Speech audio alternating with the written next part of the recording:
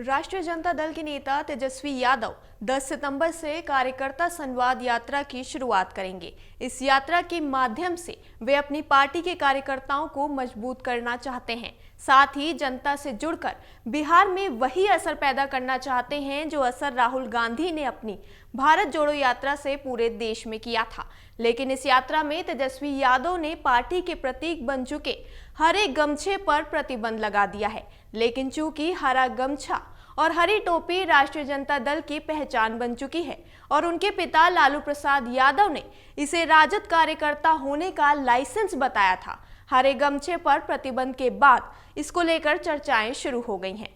भाजपा ने इसे राजद में तेजस्वी के द्वारा लालू युग की समाप्ति की औपचारिक घोषणा करार कर दिया है।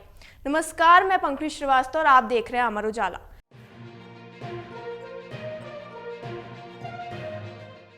दरअसल तेजस्वी यादव अपनी यात्रा निकालकर पार्टी की छवि बेहतर करना चाहते हैं।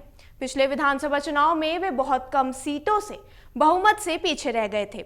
इस बार वे किसी तरह की कमी नहीं छोड़ना चाहते हैं जिससे उनकी पार्टी अकेले दम पर सत्ता में आ सके। लेकिन तेजस्वी यादव को इस बात का डर है कि यदि उनके कार्यकर्ता गमछा पहनकर यात्रा में निकलेंगे और उनमें से कुछ ने भी गमछे को सिर पर बांधकर हुड़दंग किया तो इससे पूरी पार्टी की छवि खराब होगी। राजनीतिक विश्लेषक धीरेन्द्र कुमार ने अमर उजाला से कहा कि राजद पहले ही लालू यादव के समय में लगे जंगल राज के आरोपों से बाहर निकलने के लिए संघर्ष कर रही है। तेजस्वी यादव पर भाजपा जेडीयू की ओर से अब भी जो सबसे बड़ा हमला होता है वह लालू यादव के शासनकाल में हुई अपराध की घटनाओं को लेकर ही होता है।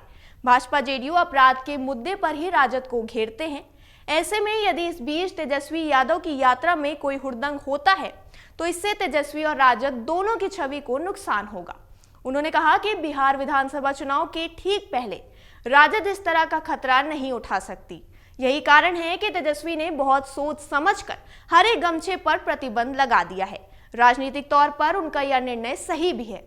हरे गमछे की बजाय कार्यकर्ता हरी टोपी पहनकर सीने पर पार्टी का बैच लगाएंगे।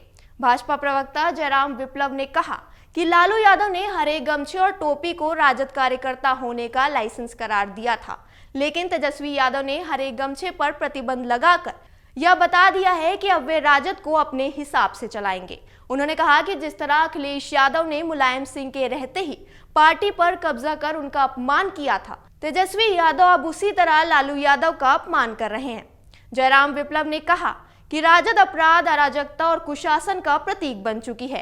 पूरे बिहार के लोग जानते हैं कि जब भी राजद सत्ता में आती है तभी राजद कार्यकर्ता इसे गमछे के बल पर व्यापारियों से उगाही करते हैं। उन्होंने कहा कि केवल गमछे पर प्रतिबंध लगाने से राजद की संस्कृति समाप्त नहीं होगी। यही कारण है कि अब बिहार दोबारा उन्हें अवसर नहीं देगा। पार्टी प्रवक्ता अभिषेक यादव ने अमर उजाला से कहा कि तेजस्वी यादव पार्टी को नए जमाने की नई सोच के अनुसार आगे ले जाना चाहते हैं। ऐसे में यदि कोई कदम उठाया गया है तो इसका स्वागत किया जाना चाहिए। उन्होंने कहा कि बिहार का हर गरीब हमारे साथ है। तेजस्वी यादव बेरोजगार युवाओं की उम्मीद बन चुके हैं। यही कारण है कि अनाप शनाप आरोप लगाकर भाजपा इस छवि को बिगाड़ना चाहती है, लेकिन अब उसकी कोशिश सफल नहीं होगी। राजद नेता ने दावा किया कि अगली बार बिहार में इंडिया गठबंधन की सरकार बनेगी। आपको बता दें, राष्ट्रीय जनता दल ने गुरुवार को जगदेव प्रसाद की शहादत दिवस के मौके पर एक कार्यक्रम का आयोजन किया। इस मौके पर नेता प्रतिपक्ष तेजस्वी यादव ने कुशवाहा समाज को साधने की भरपूर कोशिश की। इस दौरान तेजस्वी यादव ने कहा कि हम लोग अब एक दूसरे से कभी नहीं लड़ेंगे क्योंकि आज से यादव और कुशवाहा दोनों भाई भाई हैं। उन्होंने कहा कि जगदेव प्रसाद बिहार के एकमात्र नेता हैं जिन्हें शहीद कहा जाता है। समाजवादी विचारधारा के बड़े नेताओं में उनकी गिनती होती है। जगदेव प्रसाद का बिहार में इतना प्रभाव था कि तत्कालीन प्रधानमंत्री इंदिरा गांधी ने उन्हें दिल्ली बुलाया और साथ आने पर मुख्यमंत्री पद का ऑफर दिया था। इसलिए हम मांग करते हैं कि कुशवाहा समाज से आने वाले शहीद नेता जगदेव प्रसाद को भारत रत्न दिया जाए। राष्ट्रीय जनता दल के अध्यक्ष लालू प्रसाद यादव ने इस मौके पर केंद्र सरकार पर निशाना साधा। उन्होंने कहा कि केंद्र सरकार जाति जनगणना और आरक्षण को खत्म करना चाहती है। कोई माई का लाल नहीं है जो हमसे आरक्षण छीन सकता है। लालू यादव ने कहा कि पुरखों को जो भूलता है वह 20 साल तक झूलता है। इसलिए जगदेव प्रसाद, कर्पूरी ठाकुर और राम मनोहर लोहिया के योगदान को हमेशा याद रखने की जरूरत है। इस पूरे मामले पर आपकी क्या राय है, हमें कमेंट सेक्शन में जरूर बताएं और इस तरह की और खबरों के लिए देखते रहिए अमर उजाला।